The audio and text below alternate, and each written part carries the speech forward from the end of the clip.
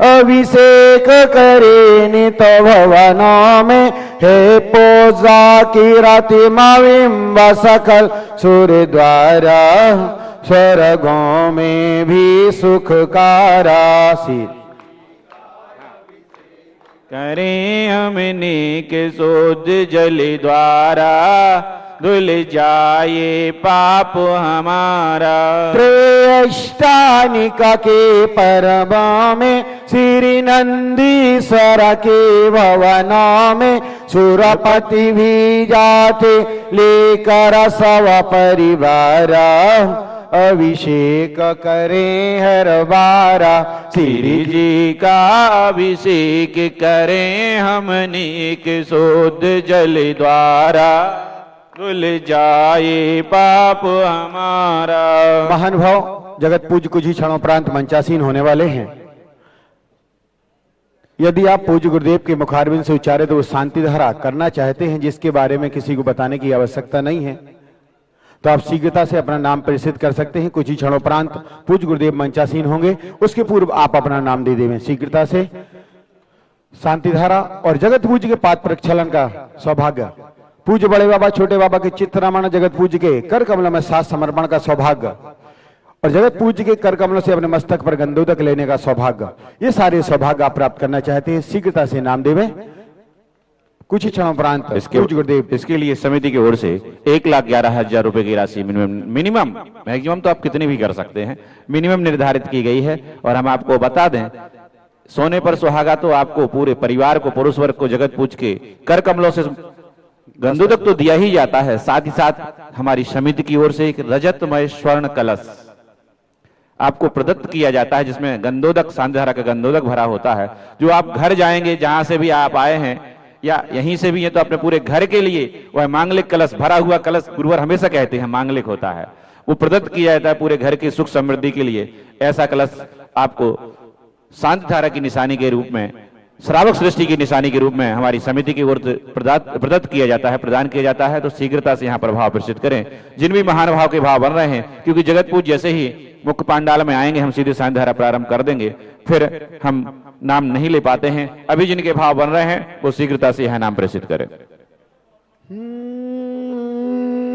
श्री जी पर जल जो ढारत है, वह गंधोदक सुख कारक है। मैना सुंदरी ने गंधोदक के द्वारा किया काभिषेक करें हम लेक शुद्ध जल द्वारा, धुल जाए पाप हमारा। हो गंगा की धारा पर्वत से गिरती है, श्री जी के सिर पे गंगा की धारा गिरती है, श्री जी के सिर पे, इसीलिए तो जग में जन जन द्वारा पूजता है गंगा धारा। श्री जी का अभिषेक करे अमली कसोद जल द्वारा। सूर्य गणधरा जिन्हें न छू पाए, हम आजो ने छुपाते। यह धन्ना घड़ी, यह धन्ना घड़ी, यह धन्ना घड़ी मिल जाए बारंबार। कर भाव भक्ति कर धारा, श्री जी का अभिषेक करें हमने के शुद्ध जल द्वारा, धुल जाए सुख शांति अगर तुम चाहो तो, झट धोती पहन कर आओ तो। सुख शांति अगर तुम चाहो तो, झट धोती पहन कर आओ तो। कर एक बार तो प्रभु जी की शांति धरा, बने जीवन उत्तम सारा। श्री जी का अभिषेक करे अमली कसोद जल द्वारा, धुल जाए पाप हमारा, श्री जी का अभिषेक करे हमले कसोद जल द्वारा।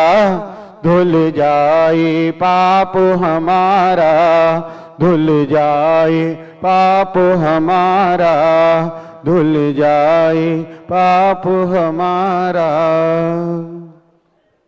कहाँ है पंडित जी?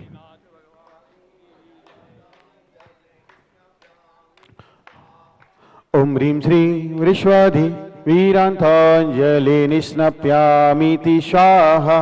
ओम ह्रीं श्री विश्वाधि वीरांतांजलि निष्णप्यामीति स्वाहा।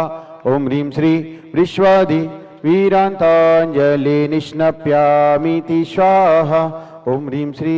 महानुभाव अभी भी किसी के भाव भर रहे हैं और आप श्रावक सृष्टि बनकर के यह सौभाग्य प्राप्त करना चाहते हैं तो शीघ्रता से हमारे पास नाम प्रेषित कर सकते हैं।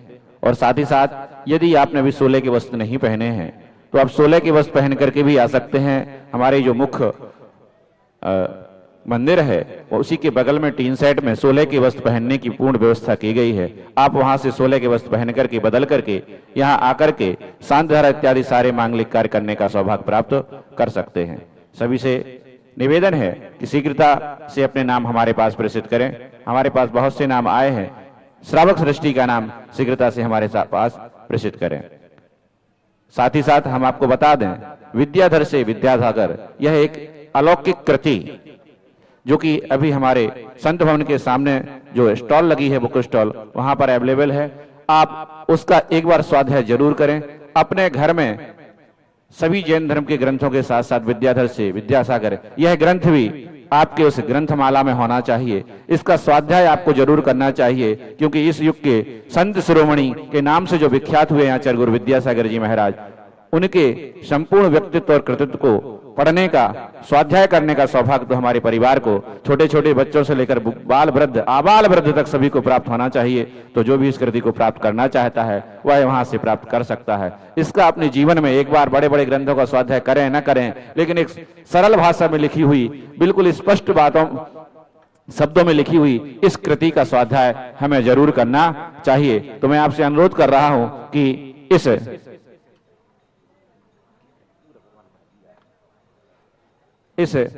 ग्रंथ का स्वाध्याय आप जरूर करें, जरूर करें, जरूर करें। जिन्होंने अभी तक यह कृति नहीं ली है वह बाहर स्टॉल से सिर्फ मात्र 110 रुपए की बिल्कुल कम लागत में कम मूल्य में आपको कृति प्राप्त हो रही है। और जिसकी सामर्थ्य नहीं है वो हमारे पास नाम नोट करा सकते हैं। हम उनको यह पुस्तक यह ग्रंथ निःशुल्क भी उपलब्ध करा सकते हैं। नवीन भैया। श्रद्धा हमारी भाषा, निष्ठा हमारा नारा, गुरुदेव की शरण में प्रभु का मिले किनारा। श्रद्धा हमारी भाषा, निष्ठा हमारा नारा, गुरुदेव की शरण में प्रभु का मिले किनारा। हम गुरु के शिष्य ऐसे जैसे दिए में बाती, जलते रहेंगे हरदम चाहे हो तूफान भारी। हम गुरु के शिष्य ऐसे जैसे दिए में बाती, जलते रहेंगे हरदम चाहे हो तूफान भारी। श्रद्धा हमारी भाषा, निष्ठा हमारा नारा, गुरुदेव की शरण में प्रभु का मिले किनारा। गुरुवर हमारे से जैसे श्री वीर भगवन श्री कुंद कुंद स्वामी, जैसा विशाल जीवन। कितनी अच्छी पंक्तियां लिखी हैं। गुरुदेव हमारे कैसे हैं?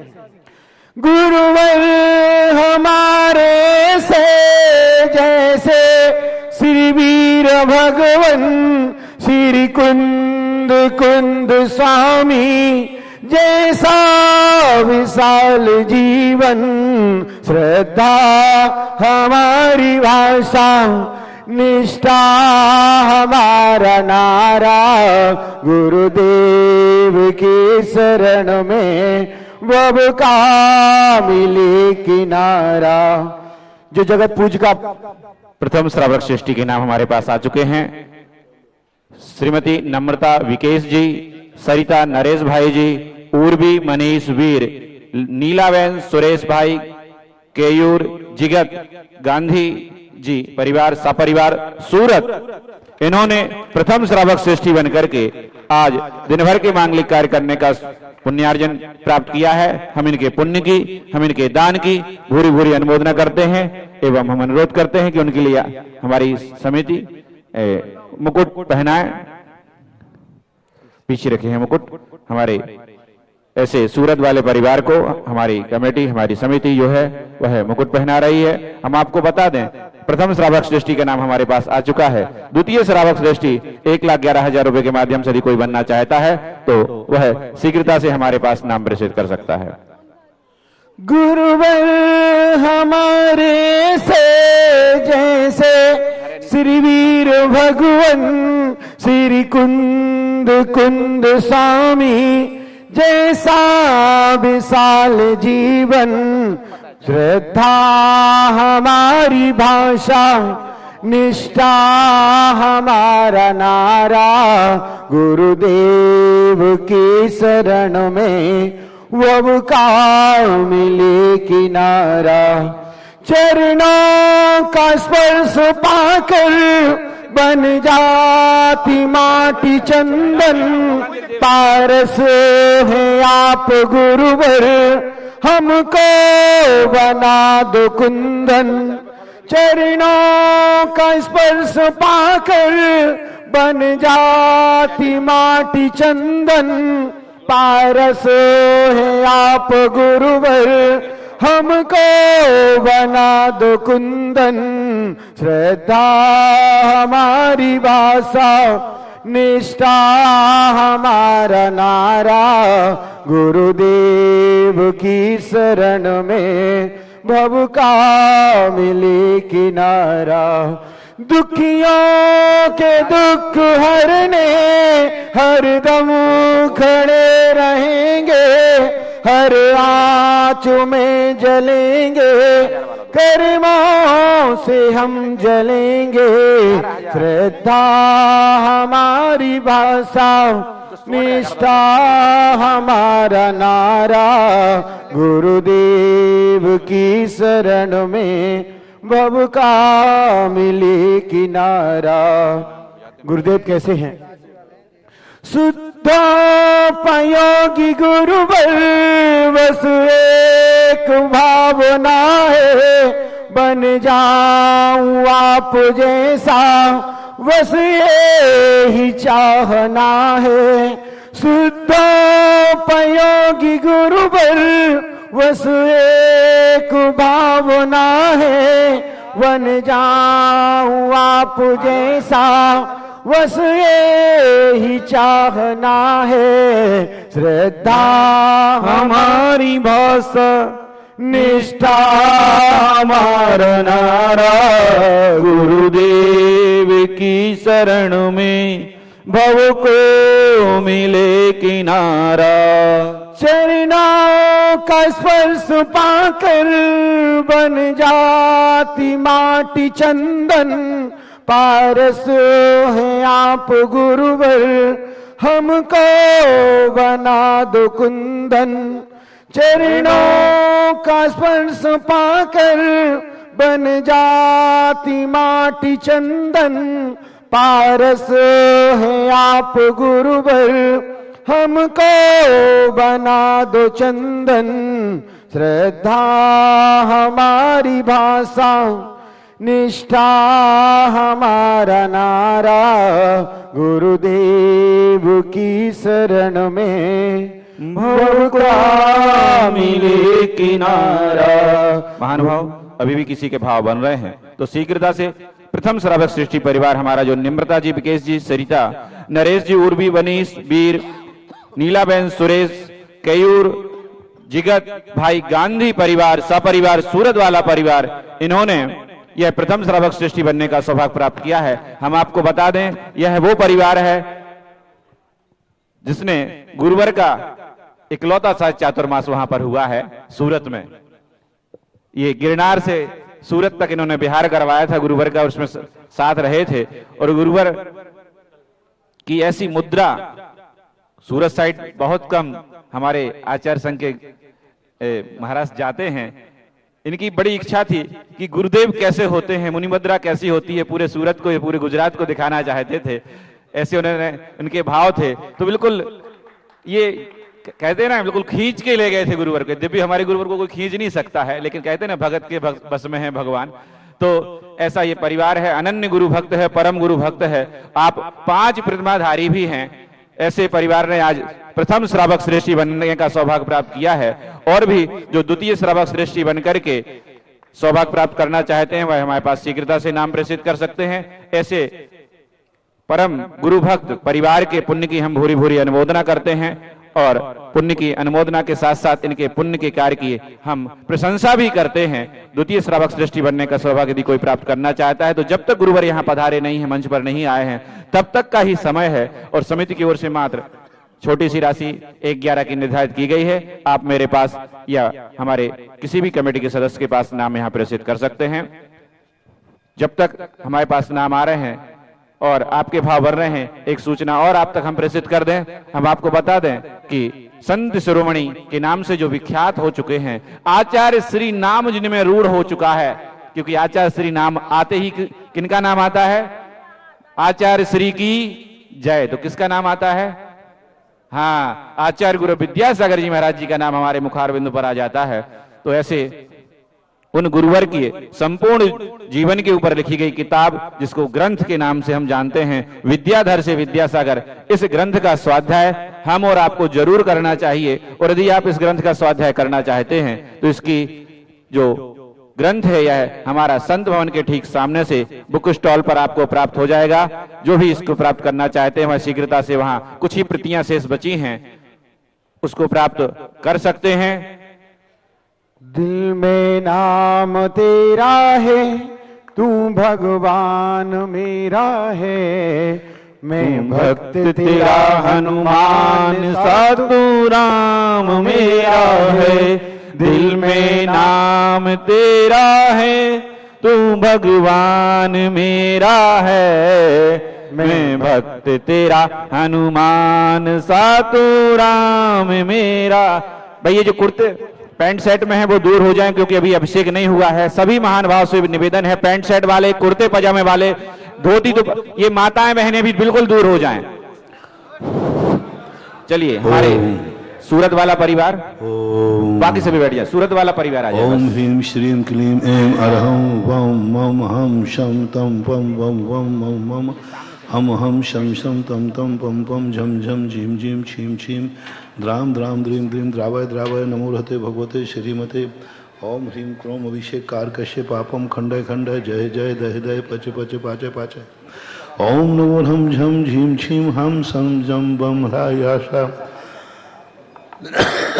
सहपहा छाम छीम छूम छेम छीम छोम छौम छम छाम छिबीम ह्राम ह्रीम ह्रूम ह्रैम ह्रीम ह्रौम ह्रम ह्रा द्राम द्रीम द्रावय द्रावय नमो रहते भगवते श्रीमते ठाठाम। श्रेष्ठी श्री नम्रता विकास जी, सरिता, नरेश भाई, उर्वी, मनीष, वीर, नीलावेन, सुरेश भाई, गांधी परिवार, केऊर जगत सूरत निवासिना समस्त परिवार। श्री शिवरार्थी शिविर जैन जन्म दिवसे हुकम चंद, विनोद कुमार, अंजना, विक्रम, शालिनी, विकास, अंजना, चांदामो वाले, सागर, श्री राकेश जैन, ईश्वरवाड़ा वाले, आरोग्यार्थम, आशीष जैन, मोहर, तनु, सौरभ जैन, गर्भस्थ शिशु रक्षार्थम, शिखा, सोमन जैन, गर्भस्थ शिशु रक्षार्थम, शांति देवी आरोग्यार्थम, प्रशांत जैन, नेहानगर आरोग्यार्थम, ब्रह्मचारी स्वाति आरोग्यार्थम, मनोज जैन, महाराज मुकेश जैन, नरेश कुमार जैन, विमल रानी, वर्षायु, प्राची, परीक्षिता, सुषमा जैन, जबलपुर महापौर आरोग्यार्थम श्रीरस्तु वृद्धिरस्तु आर्जव जैन शिवनी जैन समस्त परिवारः श्रीरस्तु वृद्धिरस्तु तुष्टिरस्तु पुष्टिरस्तु शांतिरस्तु कांतिरस्तु कल्याणमस्तु स्वाहा एवं अस्माकं सारे राजेंद्र कुमार जैन बड़ौदिया आरोग्यार्थम जगत बहादुर सिंह अन्नू महापौर जलोवलपुर आरोग्यार्थम सुगंधी जैन आरोग्यार्थम एवं अस्माकं कार्य सिद्ध्यर्थम सर्वविघ्न निवारणार्थम श्रीमद् भगवत अध सर्वज्ञ परमेष्टि परम पवित्राय नमो नमः श्री शांति भट्टारक पाद पद्म प्रसाद सद्धर्म श्री बलायुर आरोग्य ऐश्वर्याभिवृद्धिरस्तु सद्धर्म स्वसित परसित स्वर्गा प्रसिद्धंतु न ओम विश्वादया से वर्धमान पर्यंता चतुर्विंशति हरंतो भगवंता सर्वज्ञ परम बंटी सांसद छिंदवाड़ा भगवंता सर्वज्ञ परम मंगल नाम धया यहाँ मुत्जा सिद्धिम तन्वंतु सद्धर्म कार्यसु यहाँ मुत्सा सद्यम प्रयच्छन्तु न ओम नमो रते भगवते श्रीमते पार्वती तीर्थंकराय श्रीमरत्नोत्तर रूपाय दिव्य तेजो मूर्ति प्रभा मंडल मंडिताय द्वादश गण संताय चतुष्टय सहिताय समोषण केवल ज्ञान लक्ष्मी शोभताय अष्टादश दोष रहताय षट्चत्वारिंशत् गुण संयुक्ताय परमेष्टि परम पवित्राय सम्यक ज्ञानाय स्वयं भवे सिद्धाय बुद्धाय परमात्मने परम सुखाय त्रिलोक महताय नंद संसार चक्रमर्दनाय अनंत ज्ञान दर्शन वीर सुखाद पदाय त्रिलोक वसंकराय सद्ज्ञानाय सद्ब्रह्मणे व्रत फणा मंडल मंडिताय ऋषि आर्यका श्रावक श्राविका प्रमुख चतुसंगोप सर्वनाशनाय घाति कर्म शंकराय अजराय भवाय सृष्टि से व्याधिम घिनंतु ब्रह्मचारिणी सुनीता आरोग्यार्थम व्याधिम घिनंतु सृजनाभिषेक पूजना प्रसादाद सर्वसेवका नाम सर्वदोष रोग शोक भय पीड़ा विनाशनम भवतु ओम नमो रते भगवते प्रक्षिणा से दोष कर्म साय दिव्य तेजो मूर्ते नमः श्री शांतिनाथाय शांति कराय सर्व विघ्न प्रणाशनाय सर्व रोगावृत विनाशनाय सर्व पर के क्षुद्रोपद्रव विनाशनाय सर्वारिष्ट शांति कराय ओम ह्राम ह्रीम ह्रूम ह्रौम ह्रा अस्या उषा नमः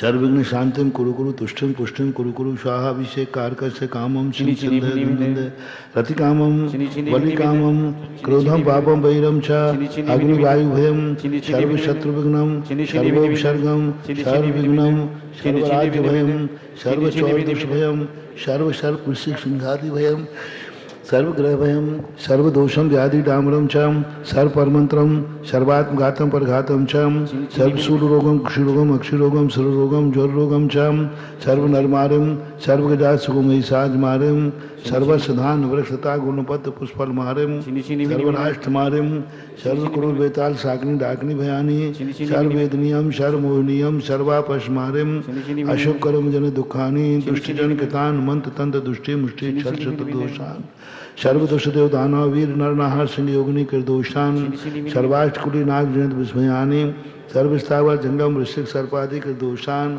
सर्व सिंहाष्टापदादि कृदोषान और शत्रु कृतमानोच्चाटन विद्वेषण मोहन वशीकरणादि दोषान ओम ह्रीम अस्मभ्यम चक्र विक्रम सत्तेजो वर शौर्य शांति पूरा पूरा सर्व जीवानंदनम जनानंदनम भव्यानंदनम गोकुलानंदनम सर्व राजानंदनम सर्वग्राम नगर खेट करवट मठम पत्तन दोन्मुख सम्मानंदनम कुरु कुरु स्वाहा सुखम तुसुलोकेशु व्याधि विषण वर्जितम अभयम क्षयम आरोग्यम स्वस्तिरस्तु विदेते से शांतिरस्तु शिवमस्तु जयोस्तु तथास्तु नित्यम आरोग्यमस्तु तुष्टिरस्तु पुष्टिरस्तु समृद्धिरस्तु कल्याणमस्तु सुखमस्तु अभिवृद्धिरस्तु दीर्घायुरस्तु कुलबोधनानि सदा सन्तु सत्कर्म श्री बलायुर आरोग्य ऐश्वर्याभिवृद्धिरस्तु तथास्तु ओम ह्रीम श्रीम क्लीम ऐं वरमस्या उषानाथ विद्यायै नमो हन्ताणं ह्रौं सर्वशान्तिं कुरु कुरु स्वाहा आयुर्वल्ली विलासम सकल सुख बलितरागत्वा सुनल्पम धीरम वीरम शरीरम नरोपम पुनयत्वा तनोतुष्कृतम शुद्धिम वृद्धिम समृद्धिम प्रथित तरणेश्वर दुच्चै प्रतापम कांतिम शांतिम समाधिम वितरतिक्ताम उत्तमा शांति धारा संपूजकानां प्रतिपालिकानां यतीन्द्र सामान्य तपोधनानां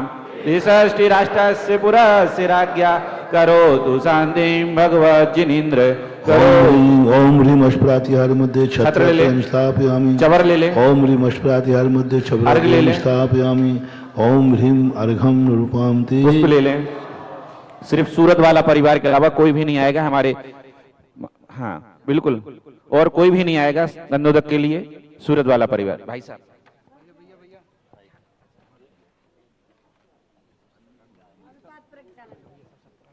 आइए सूरत वाले भैया हमारी शीघ्रता से यहाँ पधारें।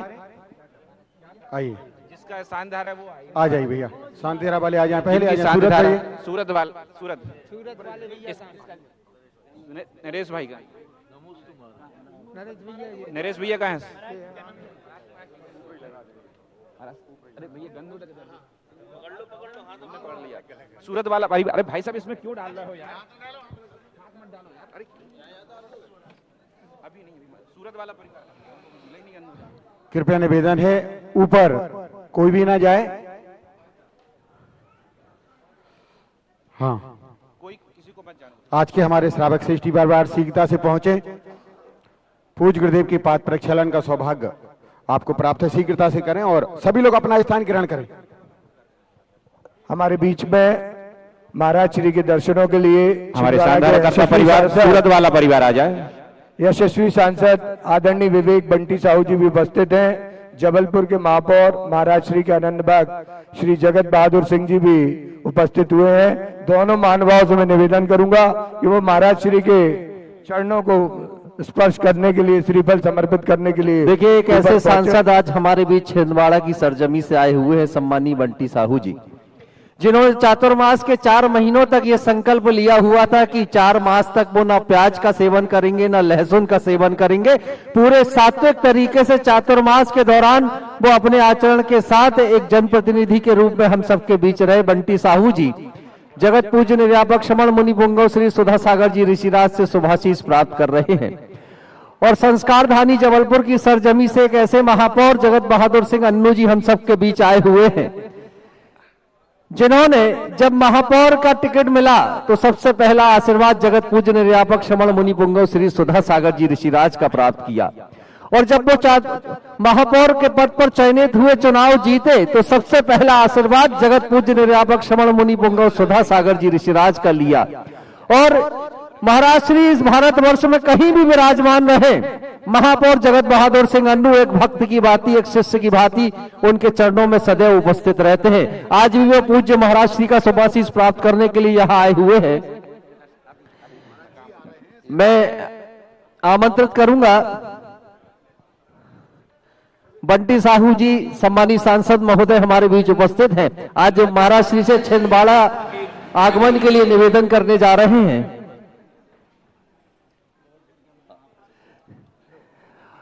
जबलपुर के महापौर जगत बहादुर सिंह अन्नू जी भी निवेदन करेंगे। सांसद महोदय श्री बंटी साहू जी पूज्य श्री के चरणों में अपना निवेदन अपने शब्दों के माध्यम से यहां रखते हुए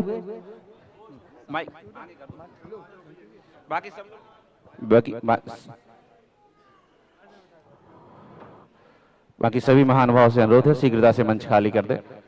महाराज श्री को नमन करता हूं और आपके आशीर्वाद के लिए हम सभी लोग यहाँ पर उपस्थित हुए हैं।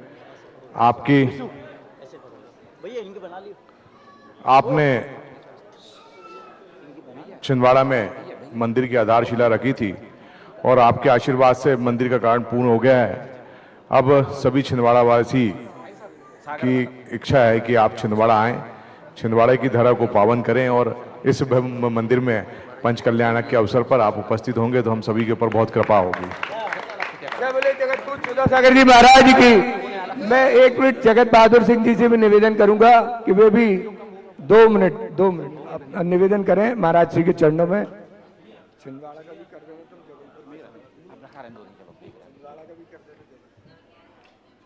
पूज्य गुरुवर के चरणों में नमन करता हूं।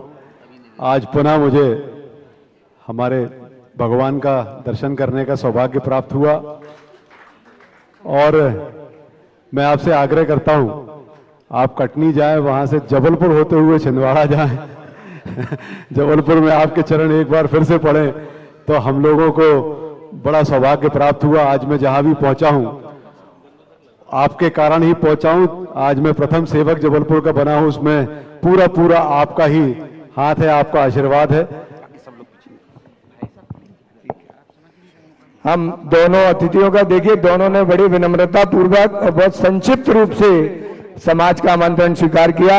मैं एक बार जोरदार जयकारे के साथ मैं आप सभी का समर्थन चाहूंगा। दोनों के सम्मान में तालियां बजाएंगे। जय बोले आचार्य बेवर गुरुवर विद्यासागर जी महामुनिराज की जय। बोले जगत पूज प्रताप प्रातः स्मरणीय सुधा सागर जी महाराज की जय श्री ओम नमः सिद्धेभ्यः। जय श्री ओम नमः सिद्धेभ्यः। सर्वमंगल मांगल्यम सर्वकल्याणकारकं प्रधानं सर्वधर्माणां जैनं जयतु शासनं। पंच परमेष्टि भगवान की जय। आचार्य श्री गुरुवर कुंद कुंद महाराज की जय। आचार्य श्री गुरुवर विद्यासागर महाराज की जय। तीर्थ चक्रवर्ती जगत पूज्य निर्यापक श्रवण मुनिवर श्री सुधा सागर जी महामुनिराज की, पूज्य मुनि संघ की।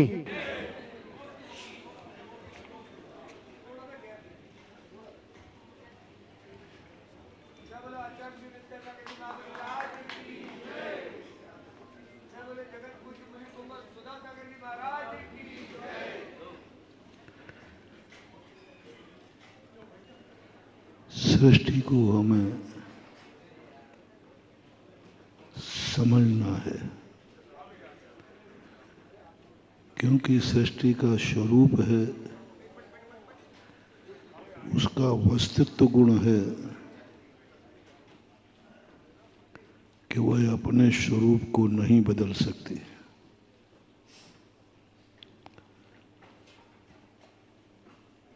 रास्ते के मोड़ नहीं बदलना है, हमें गाड़ी को मोड़ना सीखना है। यही तो हम सबसे बड़ी भूल करते हैं। हम चाहते हैं कि हमारी जिंदगी के रास्ते सीधे हो। हम चाहते हैं कि जिंदगी में कोई विपदाएं ना आए। हम चाहते हैं कि जिंदगी में अशुभ वस्तु कोई होवे ही नहीं। हम चाहते हैं कि हमारी जिंदगी में कभी भी अशुभ ना हो, अमंगल ना हो। ये सब चीजें हमारे विचार हो सकते हैं। हमारे विचारों के अनुसार दुनिया चलेगी तो दुनिया चल ही नहीं पाएगी, क्योंकि सभी के विचार एक समान नहीं है।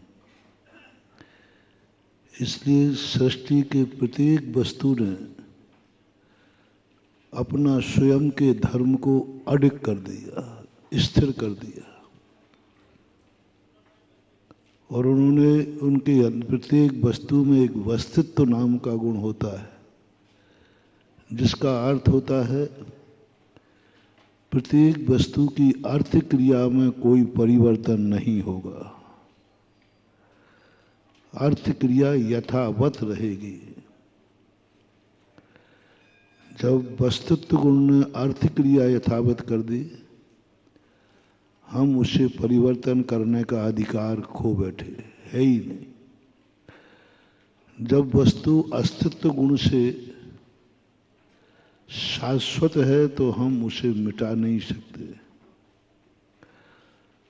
वस्तु का नास्तित्व गुण है, कोई भी वस्तु तुम्हारे अनुसार नहीं चल सकती, क्योंकि वो तुम्हारी है ही नहीं, तुमसे भिन्न है। और भिन्न वस्तु को तुम अपने अनुसार बनाना चाहो, नहीं हो सकती। वो तुम्हारे अनुसार भी नहीं चलेगी और तुम्हारी भी नहीं होगी, क्योंकि प्रत्येक वस्तु अपना एक स्वतंत्र अहमियत रखती है, जिसे शास्त्रीय भाषा में धर्म बोलते हैं। बत्थु सहावो धम्मो, एक ऐसा सूत्र कार्तिकेय अनुप्रेक्षाकार ने दिया जिसके कारण से सारा कर्तृत्वपना खत्म हो जाता है, सारे विषाद दूर हो जाते हैं। कुछ भी अब दीनता और अहंकार सब खत्म हो जाते हैं। मेरे पास क्या है, मेरे पास क्या नहीं है, ये सारे विकल्प इस बत्थु स्वभाव से हो जाते हैं। एक स्वभाव रूप धर्म होता है, एक साधन रूप धर्म होता है, एक साध रूप धर्म होता है, और एक और धर्म होता है मजबूरी का धर्म। अपन जिंदगी जीते हैं ज्यादातर मजबूरी वाले धर्म में। वो धर्म है ही नहीं, वो तो मजबूरी का नाम महात्मा गांधी वाली बात है ही नहीं धर्म। वो तो मजबूरी का धर्म है। और संसारी प्राणी 99% मजबूरी का धर्म जीता है।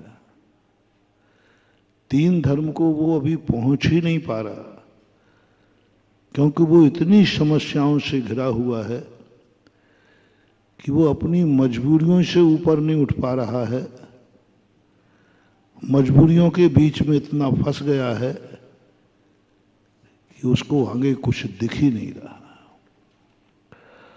और मजबूरी का कोई भी धर्म नहीं होता, कोई भी धर्म होता ही नहीं, क्योंकि धर्म है और मजबूरी हो, और मजबूरी हो और धर्म हो, होते ही नहीं। और आप 24 घंटे देख लेना, आप जो कुछ भी कर रहे हैं मजबूरी में कर रहे हैं। जो भी आप सोच रहे हैं आप सोचने को मजबूर हैं, क्योंकि आपकी हर क्रिया प्रतिकार है। संसार में जितने भी सुख हैं ये सुख नहीं, प्रतिकार है। और जिस चीज का प्रतिकार करना पड़ता है उसका नाम मजबूरी का धर्म है। सुबह से हम लेते हैं आपको, सुबह उठ करके ही आपको फ्रेश होने जाना पड़ता है। ये आपका शौक है या मजबूरी है?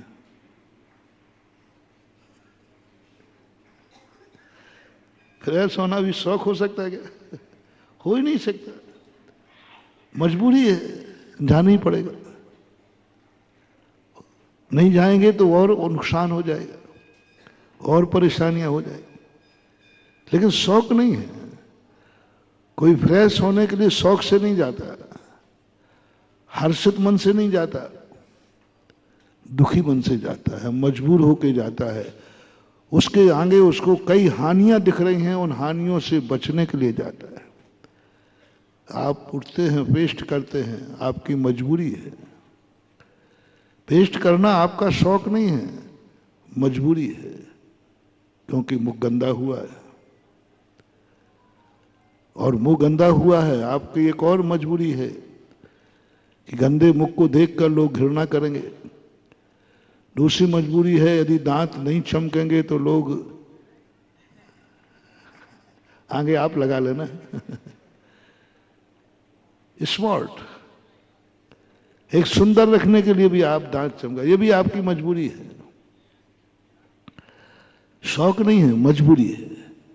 आपको सुंदर दिखना है, आपको बदबू दूर करना है, इसलिए आपको पेस्ट करना है। हम लोगों ने पूरी आज 50 साल लगभग हो गए पेस्ट ही नहीं किया। हम लोग मंजन नहीं करते। कैसा लग रहा हूं मैं अभी? और एक दिन आप बिना मुंह धोए के आ जाना स्टेज पे, आप बिना मुंह धोए उठ के जैसे हो ना वैसे कि वैसे स्टेज पे आ जाना। देखना लोग सब भूत कहेंगे, भूत कैसा लगेगा। और हम लोग सीधे उठ करके कुछ भी मुंह नहीं धोते, कुछ भी नहीं करते, ज्यों कहते हो आ जाते हैं। क्या कभी लगता है कि हम सो के उठे? जब सोई नहीं तो उठेंगे क्या? सो के उठने में व्यक्ति भूत बनता है, और जो सोते ही नहीं वो क्या भूत बनेगा? वो तो भभूत बनता है। भूत नहीं बनता, वो क्या बनता है? भभूत बन जाता है। सोते हुए हम जागते हैं, सोते हुए भी हमारा मुनि धर्म चलता है, सोते हुए में ये असंख्यात गुणी निर्जरा चलती है, सोते हुए भी बराबर मुनि की असंख्यात गुणी निर्जरा निरंतर चलती है। और असंख्यात गुणी निर्जरा मदहोशी में नहीं चलती है, होश में चलती है। इसका अर्थ साधु सोता हुआ भी होश में है, सोता हुआ भी होश में। अब सोते हुए कौन सा होश रहता है? सोता हुआ तो कोई होश रहता नहीं, रहता है।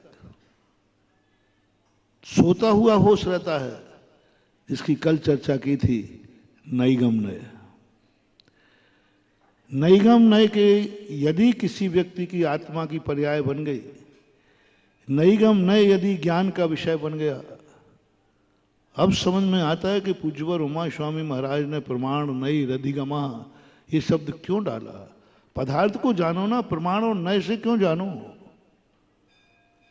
पदार्थ है, ये माइक है, ये कागज है, ये टेबल है, ये चश्मा सब है, आप मनुष्य सभा है, जान लिया ना। नहीं, प्रमाण और नय से जानो। और प्रमाण नय से जानोगे, और उसमें पहला नय नैगम नय आया है। नैगम नय का सबसे बड़ा चमत्कार है कि सोते हुए भी वो तुम्हें मुनि रख के रहेगा। सोते हुए तुम भूल गए, सब कुछ भी होश नहीं रहता, उस समय भी तुम्हारा मुनि हो, तुम मुनि व्रत है, होश में हो, होश में है। नैगम नय बेहोश को भी होश का फल दिलाता है। नैगम नय में व्यक्ति, जैसे कुछ दिन पहले मैंने कहा था, कोई व्यक्ति यदि कौमा में चला गया, कोई मुनिराज को बेहोश हो गया, तो ये मत समझना कि उनका मुनि व्रत खत्म हो गया। नैगम नय कामा में भी होश में रखेगा। बहुत बड़ी बात मैंने कही थी।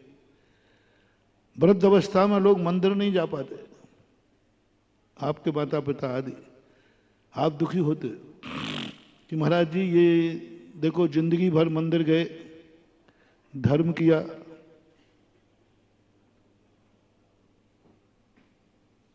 लेकिन अब वृद्ध अवस्था में मंदिर नहीं जा पा रहे।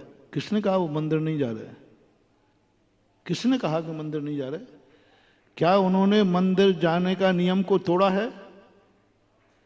क्या ये कहा है कि मैं आज से मंदिर नहीं जाऊंगा? तो वो मंदिर जा रहा है, नैगम नय, क्योंकि उसने संकल्प किया था, जब तक मेरे घट में प्राण हैं, हे भगवान, मैं आपके दर्शन किए बिना कुछ भी भोजन नहीं करूंगा। अब यदि वो नहीं जा पा रहा है, उसका नियम बराबर बन रहा है, तब तक वो रिजाइन नहीं देगा कि अब मैं इस नियम को तोड़ता हूं। नियम पल रहा है, नियम पल रहा है, कुछ भी कहीं गड़बड़ी नहीं होने वाली इसकी। मंदिर नहीं जा रहा है तो कोई फर्क नहीं पड़ता, क्योंकि अभी मंदिर जाने का संकल्प उसने तोड़ा नहीं है, मजबूर है, असमर्थ हो गया। किसी ने रात्रि भोजन त्यागा है और मन विक्षिप्त हो गया, पागल हो गया, अब वो रात्रि में भोजन मांग रहा है, उसका नियम टूटा नहीं है। क्या उसने रात्रि भोजन का नियम तोड़ा है? होश में लिया था, अब पागल हो गया, अब कामा में चला गया तो चला गया, क्या फर्क पड़ता है? अभी उसका नैगम नय से उसका बराबर व्रत और नियम पल रहा है। हाँ, होश वाला तोड़ेगा। मेरा रात्रि भोजन का त्याग था, लेकिन मैं क्या करूं, मजबूरी में खाना पड़ेगा। अब टूट गया तुम्हारा, अब टूट गया, क्योंकि तुम्हें ज्ञान में क्या आ गया, मेरा यह चीज का त्याग था, लेकिन मुझे खाना, अब टूट गया। क्या उस पागल और कामा वाले को ये होश है कि मेरा नियम था? नहीं है, इसलिए मैं खाना पड़ रहा है? नहीं, उसका नियम नैगम नय के अनुसार चल रहा है। कोई भी त्यागी, वृत्ति, प्रतिमाधारी, मुनि महाराज आदि किसी भी अवस्था में पहुंच जाएं, उनकी असंख्यात गुणी निर्जा चल सकती है। फॉर एग्जाम्पल निद्रा, निद्रा और कामा में कोई अंतर नहीं है। कामा में भी अंतर चेतना चल रही है, बाहर से शरीर निश्चेष्ट हो गया है, और निद्रा में भी अपन को कहाँ होश रहता है, हम कहाँ सो रहे हैं, मैं कौन हूं, कहाँ हूं, कैसा हूं, कोई होश नहीं रहता। फिर भी निद्रा के समय असंख्यात मुनि निद्रा है, क्योंकि सोने के पहले वह मुनि रूप में सोया था या मुनि पर छोड़ के सोया था, बस इतना सा बता दो। सोते समय जब निद्रा आई थी, उसके पहले वो मुनि व्रत छोड़ के सोया था कि मुनि रूप में सोया था? बस मुनि रूप में सोया है। अब जितने घंटे सोता रहेगा वो नैगम नय से मुनि महाराज ही है और उसकी निर्जरा बराबर चल रही है। प्रमाण नई रधिगमः।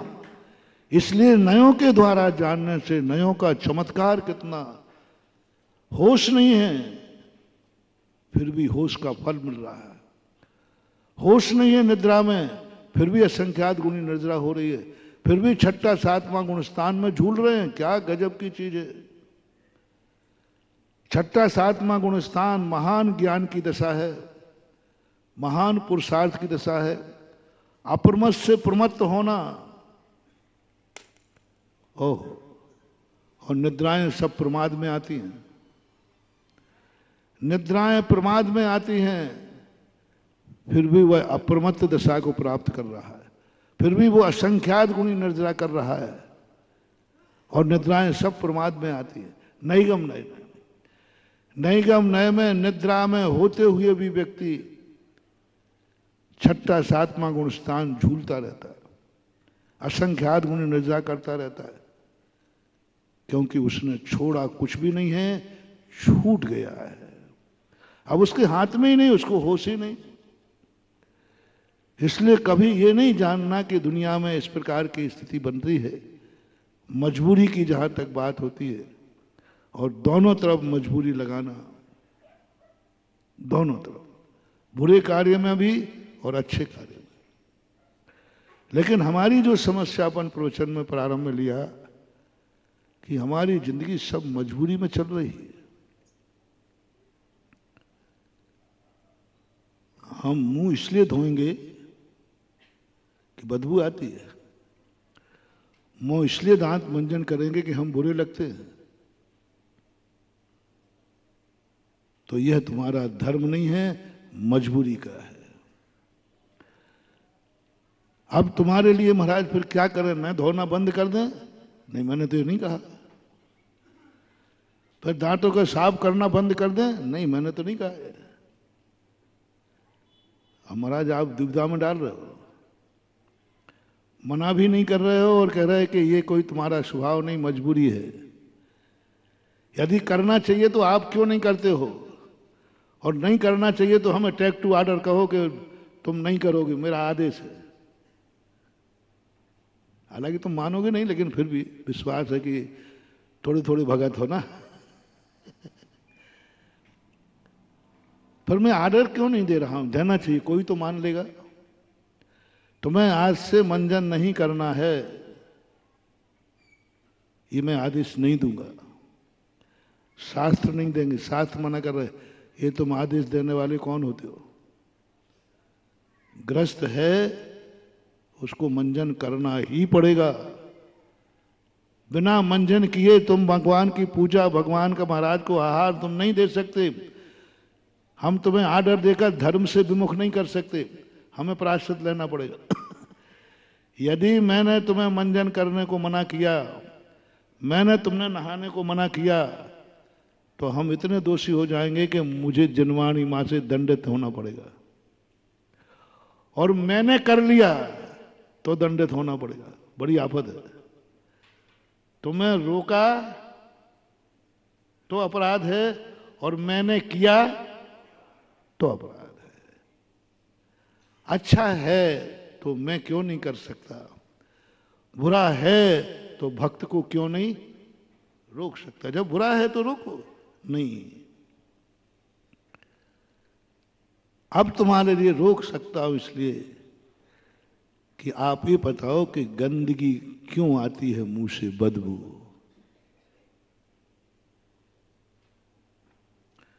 क्यों मंजन नहीं करने से तुम्हारा मुंह खराब हो जाएगा, पारिया हो जाएगा?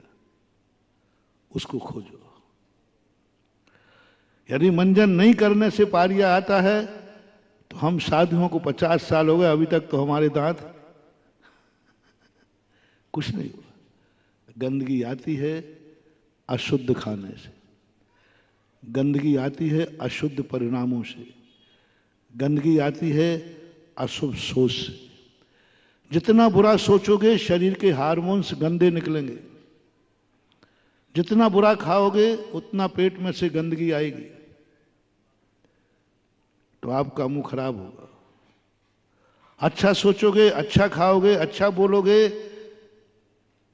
और हमेशा खाने के बाद तुरंत मुंह साफ करके फिर बाद में कुछ भी नहीं खाओगे, तो मुंह से कभी गंदगी नहीं आएगी, बीमारी कभी होगी नहीं। ये उपाय मैं बता सकता हूं, लेकिन जिस हालत में आप हो, इस हालत में तो आपको ये कह सकता हूं, भाई तुम अशुद्ध मत होना, तो स्नान नहीं करना पड़ेगा।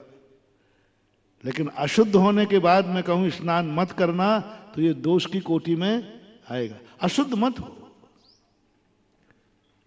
मैंने 50 साल से नहीं नहाया, कुछ गड़बड़ तो नहीं दिख रहा है? और तुम एक दिन नहीं नहाना तो थोड़ा हालत पूछ लेना पड़ोसी से, स्वयं को पूछ लेना क्या कारण होता है। क्योंकि तुम्हारा शरीर में से अशुद्ध हार्मोन्स निकल रहे हैं, तुम असंयमी हो, तुम्हारे विचार असंयमी हैं, तुम्हारी आंखें असंयमी हैं, तुम्हारे कान असंयमी हैं, तुम्हारी नासिका असंयमी है, तुम्हारा मुख असंयमी है, तुम्हारी वाणी असंयमी है, तुम्हारे हाथ असंयमी हैं, तुम्हारा पैर असंयमी है, तुम्हारा परिवार असंयमी है, तुम्हारा धन असंयमी है, तुम्हारा मकान असंयमी है, तुम्हारी गाड़ी असंयमी है, तुम्हारे रास्ते असंयमी है, सब कुछ वही असंयमी है। तुम किस रास्ते पे चलते हो? असंयम के रास्ते पे चलते हो। तो किस लिए चलते हो? धन कमाने को, व्यापार को, किसी XYZ, यही चलना होता है। गाड़ी चलेगी तो किसके लिए चलेगी? कुछ ना कुछ तो अर्जन करना होगा। ठीक है, चाहे भली आप भोपाल जाओगे, संसद में जाओगे, दिल्ली जाओगे, नगर पालिका में जाओगे, कोई ना कोई पर्पस तो है ही ना। परिवार भी उसी का समर्थक है, परिवार भी तुम्हारा उसी का, सारा परिवार असंयमी है और असंयम का समर्थन है, और असंयम से ही गृहस्थी बनती है, संयम से गृहस्थी बनने वाली नहीं है। संयमी की कोई गृहस्थी नहीं होती। असंयमी हुए बिना तुम गृहस्थ बन ही नहीं सकते, क्योंकि असंयम से ही गृहस्थी की उत्पत्ति होती है। परिवार बनाओगे, शादी करोगे, विवाह करोगे, बच्चे पालोगे, धंधा करोगे, व्यापार करोगे, सारी धन कमाओगे असंयम से। संयम व्यक्ति धन कमा ही नहीं सकता। ऐसे सारा मेरे पर लगा लेना, मैं संयमी हूं, मैं धन कमाना शुरू करूं तो आपको कोई ऐतराज तो नहीं? और नहीं महाराज, आप नहीं कमाना, आप नहीं, आप खुद मना कर दोगे,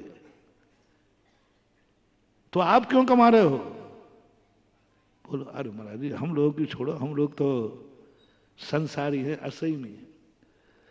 क्योंकि असंयम के बिना धन कोई कमा ही नहीं सकता। उसमें हिंसा भी होगी, झूठ भी होगी, अनेक अनेक विकल्प, कितने विकल्प करना पड़ते हैं।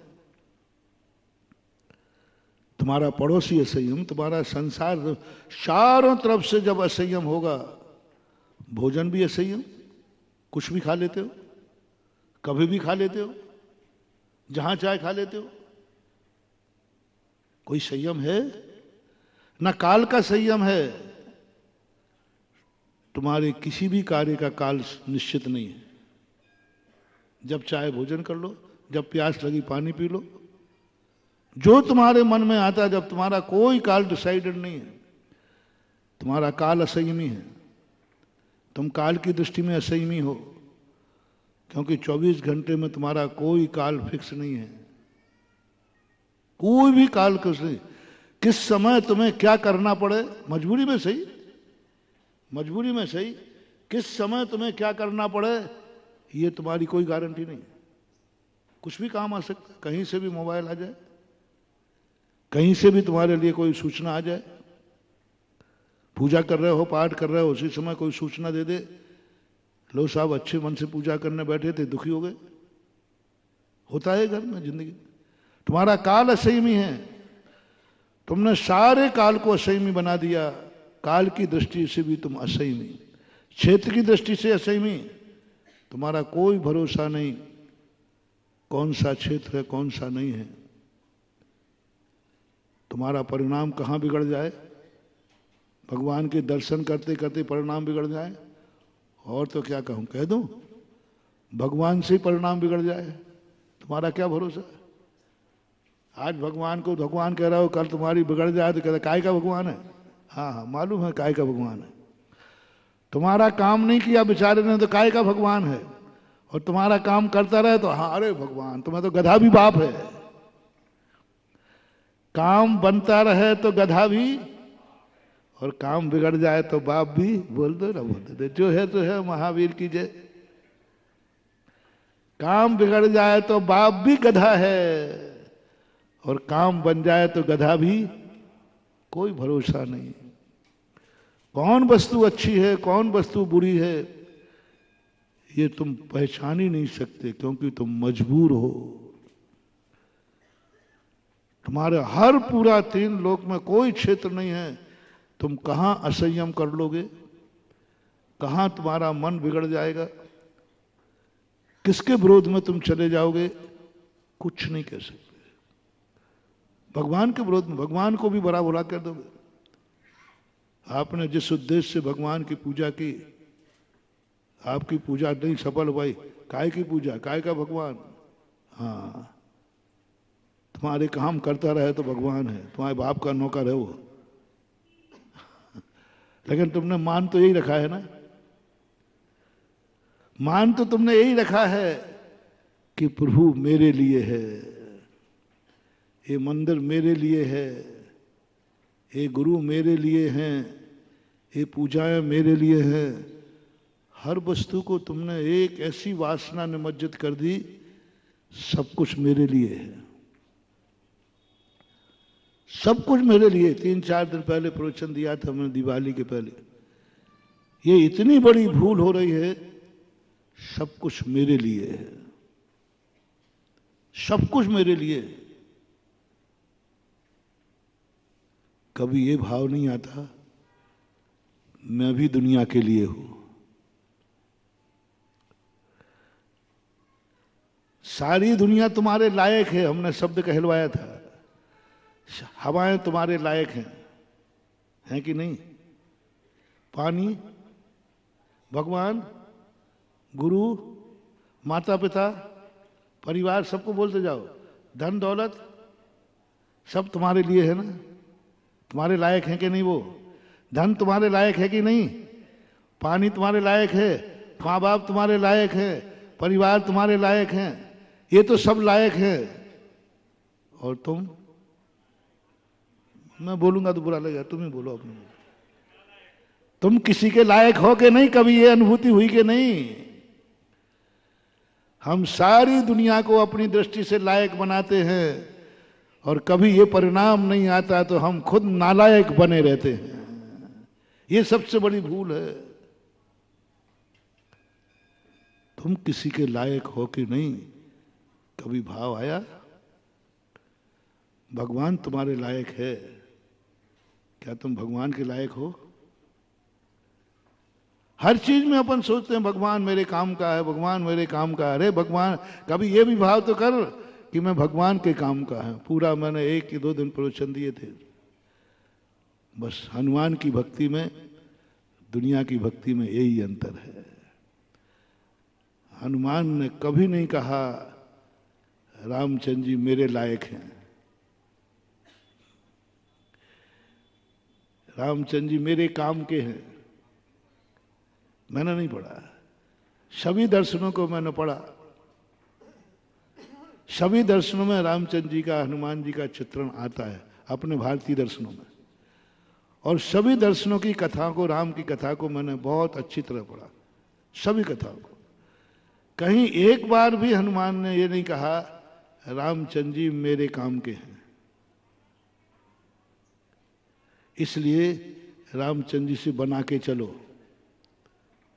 क्योंकि रामचंद्र जी मेरे काम के हैं। उन्होंने किष्किंधा में भी इसलिए रामचंद्र जी से मैत्री नहीं की थी कि हमारा राज्य दिला देंगे, इसलिए नहीं। बहुत बड़ी बात हुई थी उस समय, गौर से देखना।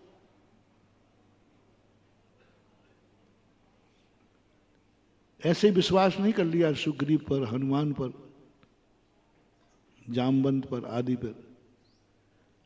विश्वास करने लायक कौन होता है? जब हनुमान जी आदि, सुग्रीव आदि जब रामचंद्र जी की विपदा सुनते हैं तो एक संकल्प करते हैं, हम आपके संकट को दूर करेंगे। हनुमान जी कहते हैं हम विद्याधर लोग हैं और आपकी भार्या को रावण आकाशगामिनी विद्या से समुद्र के उस पार ले गया है। 100 योजन का समुद्र है, वो आप पार नहीं कर पाओगे क्योंकि आप भूमि गोचरी हैं। आप जमीन पे चल सकते हैं, आकाश में चलने की ताकत आप में नहीं है। कितना बढ़िया आवाज था। चारों विद्याधर थे, सुग्रीव, हनुमान, ये सब मायावी रूप धारण करने वाले थे। अपना माया से रूप धारण कर लेते थे, आकाश में चल जाते थे। क्या शब्द बोलते हनुमान? हम लोग, रामचंद्र जी, लखन भैया, हम तुम्हारे बहुत काम के हैं, हम तुम्हारे बहुत काम के हैं, और यदि मैं तुम्हारे काम आ सका तो मेरी जिंदगी में जो शक्तियां हैं वे सफल हो जाएंगी।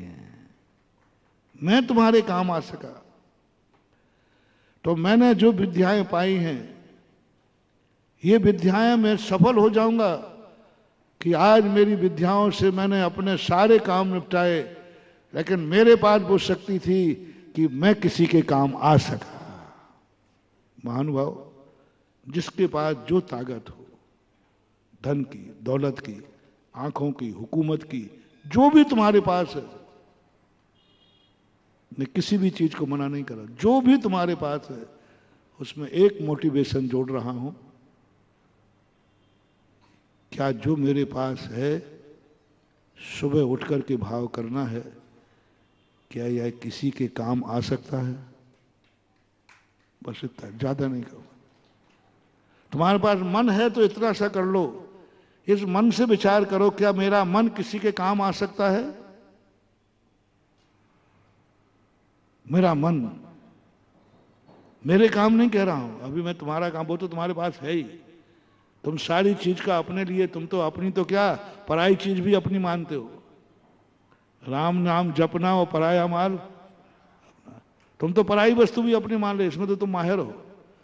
अपनी को तो अपनी मानते ही हो और पराई को भी अपना मानने में तुम कभी पीछे। बस मैं ये कह रहा हूं कि अपनी वस्तु है, इतना विचार कर लो, क्या तुम्हारा मन किसी के काम आ सकता है? तुम्हारा मन तुम्हारे काम नहीं, तुम्हें लायक बता रहा हूं कि तुम कितने लायक हो। सारी दुनिया तुम्हारे काम आ रही है, तुम किसी के काम आ रहा है मन, और तुम्हें कुछ नहीं कर सकता। मेरे मन में ताकत नहीं है क्योंकि मैं तपस्वी नहीं हूं, मेरे पास मंत्र नहीं है, मैं भगवान नहीं हूं कि जिसके संबंध में जो सोचूं वो हो जाए। लेकिन हाँ, एक बात जरूर मैं काम में आ सकता हूं, मेरा मन एक काम में आ सकता है, मैं संसार को सुखी करने की भावना कर सकता हूं। सुखी रहे सब जीव जगत के, कोई कभी न घबरावे, बैर पाप अभिमान छोड़ जग नित्य नहे मंगल। सर्वे भवन्तु सुखिनः, सर्वे भवन्तु निरामयः, सर्वे भद्राणि पश्यन्तु मां कश्चित् दुख भाग भवेत्। मैं किसी को कुछ नहीं कर सकता भगवान, ना मैं दवाई कर सकता हूं, ना मैं डॉक्टर हूं, ना मेरे पास पैसा है, ना कुछ भी नहीं कर सकता हूं। बस इतना जरूर है जो मेरे पास है कि मैं संसार को निरोग बनने की भावना कर सकता हूं। और महानुभाव, ये ताकत बहुत बड़ी ताकत है, बहुत बड़ी ताकत है। दवाई देना, डॉक्टर बीमारी दवाई करता है, ये ताकतें कोई काम की नहीं है, वो तो बाद में काम करती हैं, और करती हैं तो बहुत कम काम करती है। सबसे बड़ी ताकत दुनिया में है जो भावना करता है सब निरोग हों। हम लोग क्या करते हैं, ना तो हम किसी को दवाई देते हैं, कभी किसी को दवाई देते देखा है ही नहीं मेरे पास दवाई, मैं कहां से लाऊं? डॉक्टर के पास दिखाऊं तो अभी फीस मांगेगा, मेडिकल जाऊं तो पैसा मांगेगा। और कान खोल के सुन लो, जो बीमारी सारी दुनिया से ठीक नहीं होती है, वो बीमारी भावना से ठीक हो जाती है। हमारे पूज्य गुरुदेव ने लिखा है, जब हवा काम नहीं करती है, जब हवा काम नहीं करती है तब दवा काम करती है, और जब दवा काम नहीं करती है तब दुआ काम करती है। और दुआ में कोई लेन देन है ही नहीं, ये मेरे पास है, ये सोचना है आपको। मेरे पास दवा नहीं है, मेरे पास हवाओं का कंट्रोल नहीं कि मैं हवाओं को ठीक कर दूं, अपने हाथ में नहीं है कि मैं हवाओं को ठीक कर दूं। हवाएं तो जैसी हैं, तो मैं दवा नहीं ले सकता, दवा का काम नहीं है, दवा कहां से लाऊं? दवा नहीं है दुनिया में। लेकिन एक सबसे बड़ी सशक्त दवा है महानुभाव, जो दवाओं से भी बड़ा, डॉक्टर से बड़ा, मेडिकल से बड़ा, उसका नाम है दुआ। तो दुआ क्या है? सबसे कह दो कि सब लोग मेरे लिए दुआ करें। मैं महाराज हूं, टेक टू ऑर्डर। देखो भाई, सब लोग मेरे लिए दुआ करें, और जो मेरे लिए दुआ करेगा उसको मैं कौन सा आशीर्वाद दूंगा? कोई आशीर्वाद कर दे, कुछ भी, पीछे से भी दूंगा, हाथ से भी दूंगा, गंदों तक बुलाऊंगा, उस पर मैं बहुत खुश हूं। सब लोग मेरे लिए दुआ करो रे, इससे ये दुआ मेरे काम में नहीं आने वाली। दुआ की परिभाषा लोग भूल गए। लोग दुआ चाहते हैं, लोग दुआ चाहते हैं, ये दुआ कार्यकारी नहीं है। लोगों को, सारे जगत को दुआ देना है, इसका नाम दुआ है। दुआ चाहे ना महाराज जी, आप दुआ दे दो ना, दे दूंगा, मैं तो देते ही रहता हूं। सारी दुनिया से कहो महाराज जी लोग हमारे लिए माला फेरे, हमारे लिए दुआ देवे, दे देंगे, कोई कार्यकारी नहीं होना। ये दुआ है ही नहीं। सच्ची दुआ है जो तुम्हारे लिए निकलना है अंदर से। मेडिकल भी फेल है इसमें। मैंने कई मरीजों को देखा है, मरने वाला जब मरीज मेरे पास आता है तो मैं उससे एक ही बात कहता हूँ, बोले महाराज जी आप बचा लो, आप कुछ करो। मैंने कहा भैया मैं कैसे बचा लूँ? प्रकृति का नियम है, कुदरत का। तू खुद बचना चाहे तो बच सकता है, कोई किसी को नहीं बचा सकता, भगवान भी नहीं, गुरु भी नहीं, माँ बाप भी नहीं, धन भी नहीं, दौलत भी नहीं, दवा भी नहीं। एक शक्ति है तुम्हारे पास जो तुम्हें बचा सकती है। तुम सारी दुनिया में शक्तियां ढूंढ रहे हो, कोई मुझे, एक शक्ति हर व्यक्ति के पास है जो तुम्हें बचा सकती है। एक शक्ति तुम्हारे पास है जो तुम्हें अमीर बना सकती है, और कोई गरीब, कोई नहीं बना पाएगा। चक्रवर्ती नहीं, सरकार नहीं, कोई भी कितने प्रयास करे, कोई तुम्हें अमीर नहीं बना सकता। एक शक्ति तुम्हारे पास है जो तुम्हें अमीर बना देगी, ज्ञानी बना देगी, भगवान बना देगी, शक्तिमान बना देगी। वो शक्ति किसी के पास नहीं, भगवान के पास भी नहीं है, गुरुओं के पास भी नहीं। एक शक्ति तुम्हारे पास है, जिस चीज से तुम परेशान हो,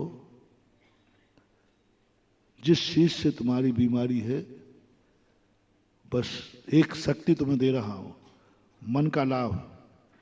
मेरा मन किसी के काम आएगा कि नहीं, मेरी जिंदगी तो जो होगी तो होगी। मरना जीना तो सब कुदरत का खेल है। बस एक पुण्य तुम करके जाना, जो बीमारी मुझे है भगवान वो बीमारी तो मुझे है, मैंने कर्म किया था वो फल है। मैं ये नहीं मांग रहा हूं भगवान कि मेरी बीमारी दूर हो जाए, नहीं, इसमें भगवान मैं आपको बीच में नहीं डालूंगा। अपराध मेरा है, कर्म मेरा उदय में आया है, मैं आपको बीच में नहीं डालूंगा। बस मेरी एक प्रार्थना है, मेरी एक प्रार्थना है कि जो बीमारी मुझे हुई है मेरे बाद संसार में किसी को ना हो। अब ये जो मन का सोच है, बोलो मेरा मन किसी काम का है कि नहीं? कितना काम का है कि ये संसार में बीमारी किसी को ना हो। बस समझ लेना तुम्हारे दिन पलटने वाले हैं। ब्रह्मांड भी कांप जाएगा। देखो स्वयं बीमार है लेकिन अपने लिए याचना नहीं कर रहा है, जगत के लिए कर रहा है। बस कोई बीमार ना हो, जो बीमारी मुझे है मुझे तो हो गई, बस अब ये बीमारी किसी को ना हो। ऐसे ऐसे लोग हमने देखे, डॉक्टर ने कह दिया 2 दिन से ज्यादा जिंदा नहीं रहोगे। और मैं भी कह देता हूं, एक मरीज आया मेरे पास, बोले महाराज जी, इंदौर का था, महाराज जी अब मेरा मरना तो निश्चित है, बॉम्बे में डॉक्टर ने कह दिया 2-3 दिन की जिंदगी और है। तो मैंने कहा फिर भाई तुम मरना ही है तुझे, तो फिर यहाँ काहे के लिए आया है? और महाराज जी एक ही आशा है, अंतिम डॉक्टर आप हो, अंतिम डॉक्टर आप हो। बस मेरा एक ही विश्वास है कि बस जिनको कोई नहीं बचा सकता उसको, उनको हमारे महाराज बचा लेंगे। हमने कहा भैया ये खतरनाक मरीज है, ये बदनाम करेगा, ये खतरनाक मरीज है, बदनाम करेगा। जब डॉक्टर कह रहा है कि 2-3 दिन की जिंदगी है और ये मेरी अस्पताल में भर्ती हो रहा है, तो अंत में मेरी अस्पताल और बदनाम होगी। तो मैंने कहा भैया आई एम सॉरी प्लीज, तू तो मरेगा। बोले महाराज जी कम से कम मरते तो मरते, आप अपने मुंह से तो मत बोलो। उसने कहा महाराज मरूंगा तो मरूंगा। थोड़ा मैं तो मालूम है कि मैं थोड़ा खुले दिमाग का आदमी, छुपना छुपाना मेरे बस की बात नहीं है, जो आया सो। बोले महाराज जी कम से कम मरू कम, आप तो नहीं बोलो कम से कम। मैंने कहा भैया तू तो मरेगा। फिर बोले महाराज आप 30 बार मत बोल लेना, क्योंकि सारी दुनिया जानती है कि तुम्हारे मुख से जो निकल जाए वो हो जाता है। मुनियों के वचन न झूठे हों, जो कुछ मुख से कह दे। मैंने 30 बार और कह दिया, वो रो पड़ा, वो रो पड़ा। परिवार वाले भी रो पड़े। बोले अब महाराज ने कह दिया तो अब तो अंतिम जो आशा थी, तुम लोग की अंतिम आशा हम ही लोग हैं, चिंता नहीं करने में। पर जितने केस आते सब रेफर्ड केस आते,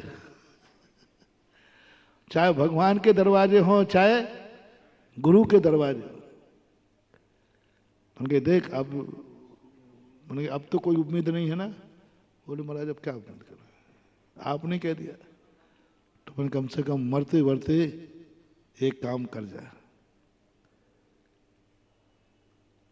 मरते मरते एक काम कर जा। बस ये भावना भा कि मैं तो मर ही रहा हूं, मेरी जिंदगी तो ठीक नहीं होगी, बस गुरु महाराज एक आशीर्वाद ले ले तू मेरे से,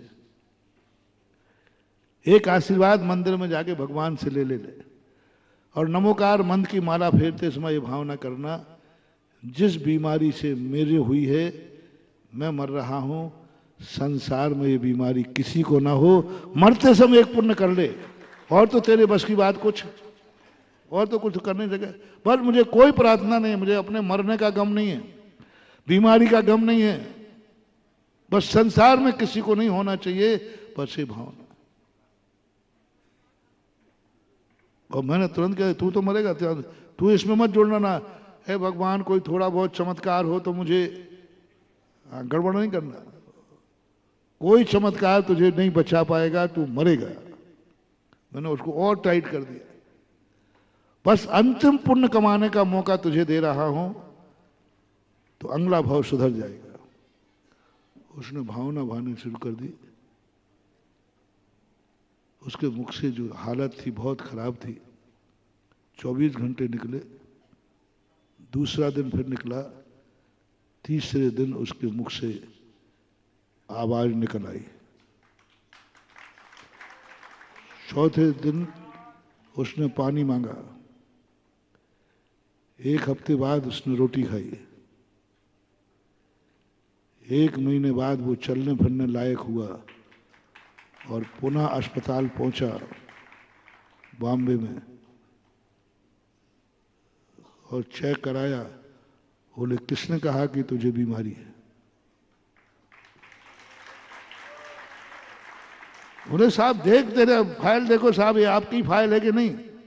डॉक्टर का फाइल तो मेरी है, तुझे तो कीमो लगी थी, तू तो बहुत सीरियस बीमार था, तेरी फाइल तो मैंने क्या कर दी थी, बंद कर दी थी।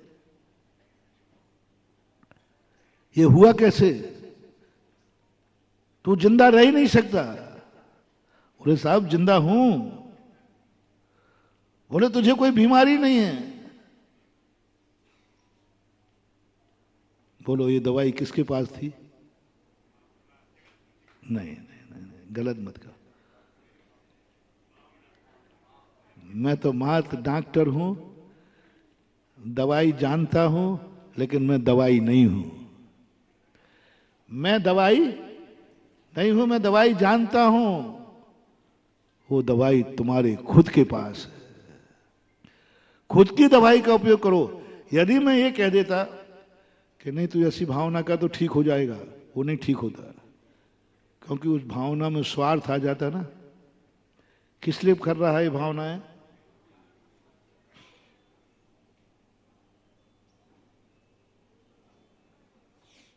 आप लोगों के मंत्रों की सिद्धियां क्यों नहीं होती?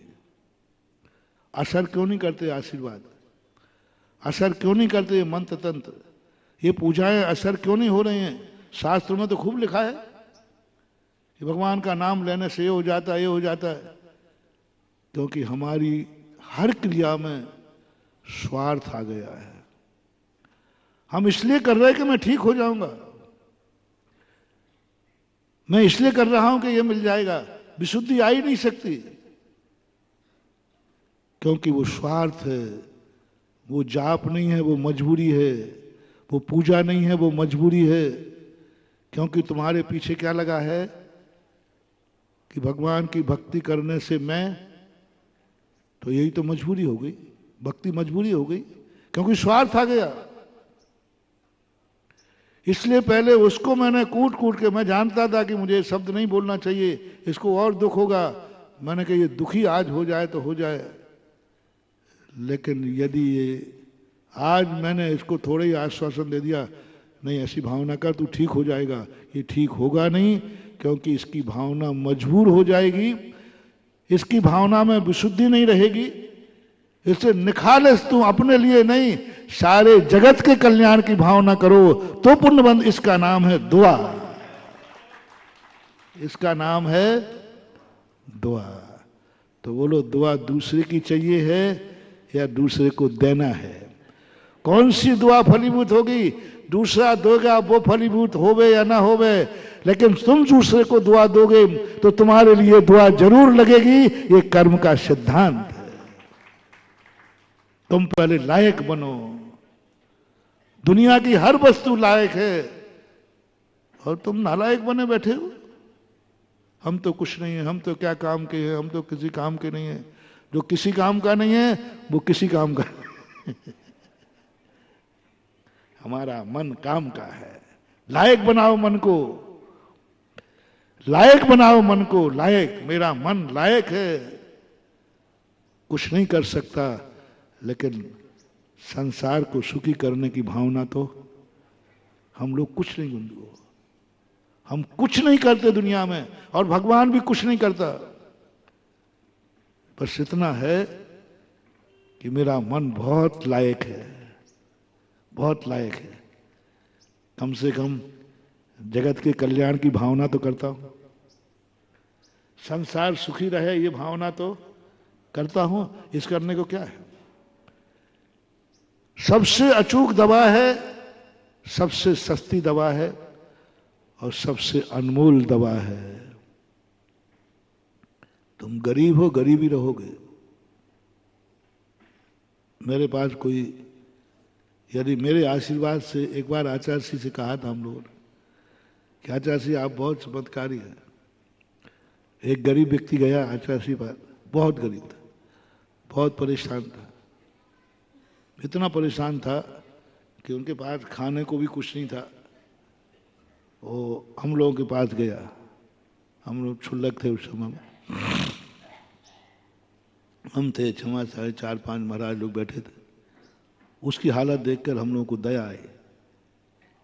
पहली बार हम लोग उसको लेके गए आचार्य के पास, सिफारस में, जैसे आप लोग कराते ना सिफारस, जैसे अभी छिंदवाड़ा वाले सांसद जी से सिफारस कराने लाए हैं, जबलपुर में बीच में से लेते आए महापौर को, चलो भाई कोई सिफारस काम तो कर जाए। ऐसे हमने सोचा कि चलो आचार्य जी अपने बहुत व्यस्त रहते थे, बहुत बड़े हैं, और बड़े आदमियों के छोटे आदमी की क्या पूछ होती है। तो मैंने कहा इसकी कोई सुनेगा नहीं, आचार्य जी इसको देखेंगे नहीं। कौन पूछा? वहां तो बड़े बड़े सेठ ही जहां नंबर में बैठे हैं, वहां इन दुखियों की कौन सुनेगा? ऐसा मेरा सोचा। शुरू की बात कर रहा हूं, आप नहीं पूछना, अब तो सब समझने लगा। तो हम लोगों ने कहा कि नहीं देखो, आचार्य से इसकी कोई तवज्जो देंगे नहीं, अपन लोग चलते हैं सोर्स लेकर के। तो हम लोग आचार्य से पहुंच गए उसको लेकर। मैंने कहा आचार्य से ये बहुत परेशान है, कुछ भी खाने पीने नहीं है, ये सुसाइड करने की सोच रहे हैं, अब कुछ भी नहीं बचा इनके पास। तो आचार्य जी कहते तुम लोग दलाली क्यों कर रहे हो, वकालत क्यों कर रहे हो? उसको तो कहना दो, कुछ जो है उसको कहना दो। हम लोग चुप हो गए। उसने जो अपनी कहानी आचार्य जी को सुनाई, हम लोगों की आंखों में तो आंसू थे ही, पूज्य गुरुदेव की आंखें भी झलझला आई। मैंने आचार्य जी की आंखों में स्पष्ट, वो अभी भी झूल रही हैं, हमने कहा आज तो इस बेटा का कल्याण हो गया, क्योंकि साधु द्रवीभूत हो जाए समझ लेना अब छप्पड़ फाड़ के मिलने वाला है। लोग कहते हैं आचार्य विद्यासागर कुछ नहीं देते, आज तो लक्ष्मी यंत्र मिलेगा इसको। आज आचार्य जी पीछे में, आज तो पीछे लगेगी, आज तो कुछ ना कुछ आचार्य जी का भंडारा खुलेगा, क्योंकि आंखों में करुणा है, बिल्कुल लगे। और हम लोग स्तब्ध हो गए सबसे कि आचार्य जी जो बोले वो तुरंत नोट करना, भूल मत जाना, क्योंकि वो एक बार ही बोलते हैं और कम बोलते हैं। तो हम लोग एक दूसरे से कर सावधान, चुप रहो, देखो क्या हो रहा है, क्या कहते हैं आचार्य। आचार्य जी ने आंख बंद की, अच्छा अच्छा परेशान हो, परेशान हो। हम बिल्कुल ऐसे हो गए जैसे धमनियां बंद हो गई हो। अच्छा ऐसा करो, ऐसा करो, थोड़ा थोड़ा।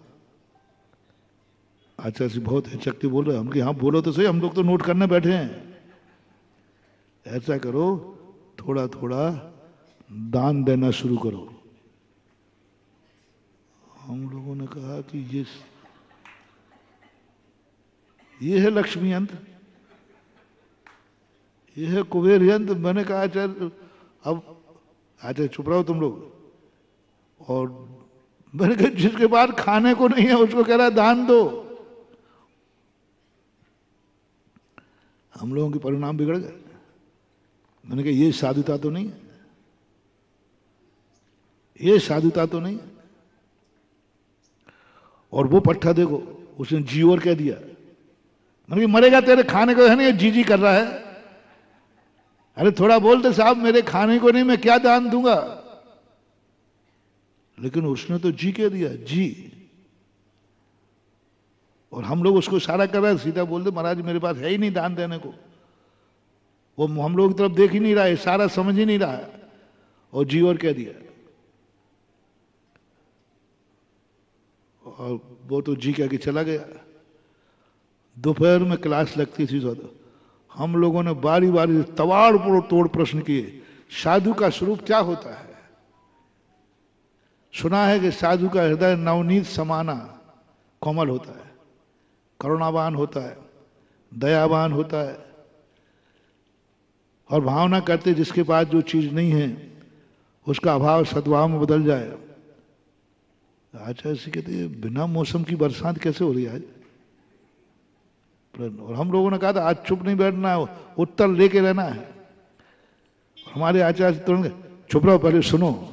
तो हम कहे यदि मुझे चुप कर दें तो तुम बोलना, तुम्हें चुप कर दें तो तुम बोलना। जब तक उत्तर नहीं मिले अपन लोग प्रश्न करते ही क्योंकि बड़े आदमी चुप रहो जो कह रहा हूं सुनो, तो उसके बाद बोलने की हिम्मत। आचार्य बात क्या है तुम लोगों की। मैंने सीधी सी बात है, आहार के पहले आपके पहले, आहार के बाद आपके बाद व्यक्ति आया था, ऐसी ऐसी हालत थी, और आपने ना आशीर्वाद दिया ना कोई मंत्र दिया, और दान की ओर कह दी। ये कोई साधुता है? दान कोई प्राण दे के देवे क्या? अच्छा अच्छा अच्छा, अब समझ में आया, गरीबों का मसीहा। अच्छा अच्छा, गरीबों के प्रति दया लाया, ये है तुम लोग। है ना, मैंने उसको दान की कह दी तो आप लोगों को तकलीफ हुई, जिसको कहा उसको तो हुई नहीं। हमने कहा वो तो मूर्ख है, जानता नहीं है वो, हम लोग तो ज्ञानी हैं। अच्छा अच्छा, अब पता चला कि दान की बात कह दी मैंने तो आपको बुरा लगा कि बेचारा कहां से दान देगा, यही ना। तो मैं क्या करता, क्या करता मैं? आशीर्वाद देता, पिछी लगाता, मंत्र देता। यदि मेरे पिछी लगाने से, आशीर्वाद देने से कोई अमीर होता तो मैं मंदिरों पर नहीं बैठता, चौराहे पर भिखारियों को पिछी लगा रहा होता। चौराहे पर बैठकर भिखारियों को पिछी लगा रहा होता, अभी यहां नहीं बैठा होता। भाग्योदय में एक डिपार्टमेंट खोल करके सब मरीजों को पिछी लगा रहा होता। चलो ठीक, चलो ठीक, आशीर्वाद देता है, यहां काय को बैठता है यहां पर। और कोई मंत्र से हो जाता तो मैं सबको मंत्र बांटता फिरता।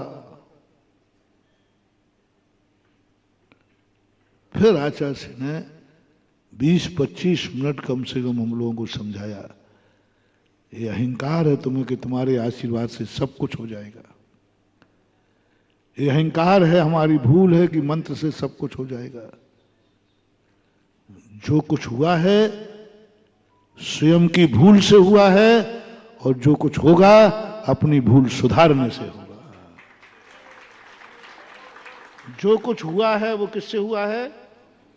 अपने भूल से, क्योंकि अपन से कोई गलती हो गई पहले, कोई ना कोई गलती की है, कोई ना कोई अपराध किया है। धन का अभिशाप है इसको, इसके पास कल धन था, इसने उस धन का दुरुपयोग किया है, धन से अय्याशी की है, धन से बहुत ज्यादा दुरुपयोग किया है। इस कार्यक्रम के पुण्यार्जक थे श्री कंवरलाल जी महावीर प्रसाद जी, पाटनी, मदनगंज, किशनगढ़, राजस्थान।